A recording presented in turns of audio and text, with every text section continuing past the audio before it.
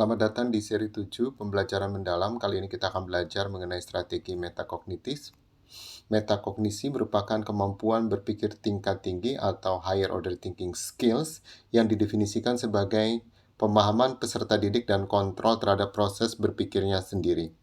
Pengembangan metakognisi tersebut dalam pembelajaran dapat dilakukan menggunakan strategi metakognisi.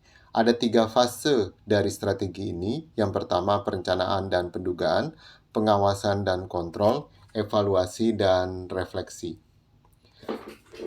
Pada fase perencanaan dan pendugaan, guru menyatakan tujuan pembelajaran yang mendalam agar peserta didik termotivasi untuk belajar, membantu peserta didik meregulasi proses belajarnya, dan mengukur ketercapaian tujuan tersebut.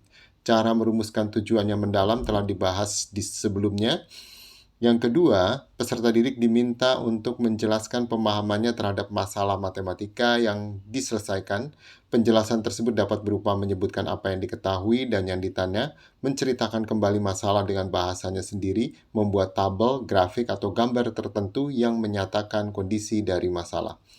C. Peserta didik diminta untuk menyebutkan konsep matematika yang ada pada masalah dan menjelaskan mengapa konsep tersebut berguna untuk menyelesaikannya. D. Peserta didik diminta untuk menjelaskan rencananya dalam menyelesaikan masalah terlebih dahulu sebelum membuat tulisan penyelesaiannya.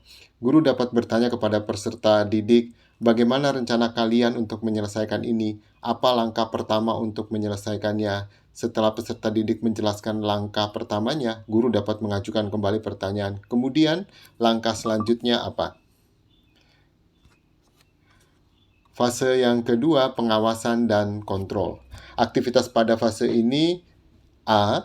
Pada saat guru berkeliling ke setiap kelompok untuk memonitor kemajuan penyelesaian peserta didik, guru dapat meminta peserta didik menjelaskan apa saja yang telah dikerjakan dan apakah ada kendala dalam menyelesaikan masalah. Bila ada kendala, peserta didik diminta menjelaskan rencana atau langkah untuk mengatasi kendala tersebut.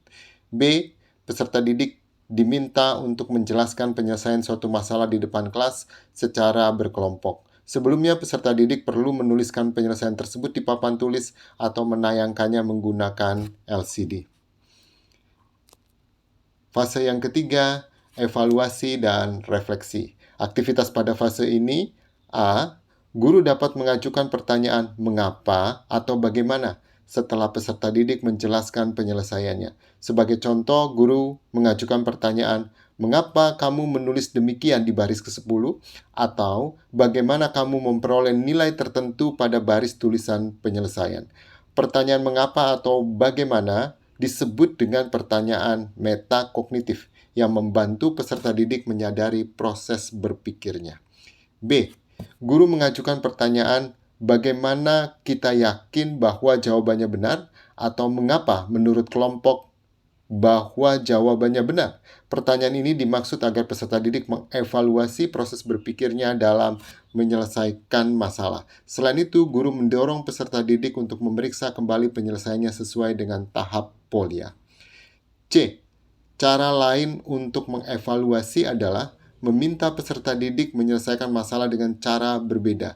Bila suatu masalah dapat diselesaikan dengan 2 atau lebih cara berbeda tetapi jawabannya tetap sama, maka jawaban tersebut tentunya benar.